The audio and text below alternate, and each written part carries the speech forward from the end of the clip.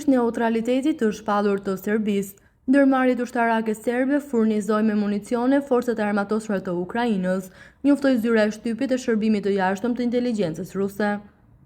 Pavarësisht neutralitetit të shpallur nga autoritetet serbe, ndërmarrjet ushtarake serbe vazhdon të furnizojnë Ukrainën me municione. Për këtë përdoret një skemë që përdor certifikata false të përdoruesve përfundimtar dhe vendeve ndërmjetëse. Sa i përket këtyre të fundit, më së shpeshti përmenden vendet e NATO-s, përkatësisht Çeki, Poloni dhe Bullgari, thuhet mëtej në deklaratë. Shtohet se kohët e fundit në këtë skenë janë përdorur dhe vende afrikane.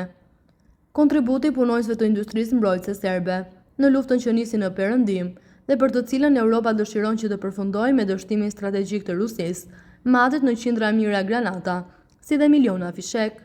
Është pak e besueshme që një furnizim i tillë mund të justifikohet me arsye humanitare. Ai ka një qëllim të qartë, të vrasë të çojë në paralizë personalin ushtarak rus dhe popullsitë civile të Rusisë, theksojnë shërbimet ruse të inteligjencës. Duket se dëshira e punonjësve të industrisë mbrojtëse serb dhe mbështetësve të tyre për të përfituar nga gjaku i popullëve slev vëllezër i ka bërë këta njerëz të harrojnë plotësisht se kush janë miq dhe kush janë armiqtë e tyre.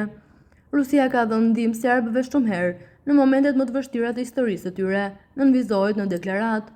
Të kujtojmë për shembull çlirimin e Serbisë nga perandoria osmane para ndalimin e katastrofave kombëtare gjatë luftës së parë botërore, negociatat me pushtuesit fashist dhe bashkëpunëtorët e tyre gjatë luftës së dytë botërore, bombardimet e NATO-s në Beograd dhe tragjedinë me Kosovën, përmbyllin rusët.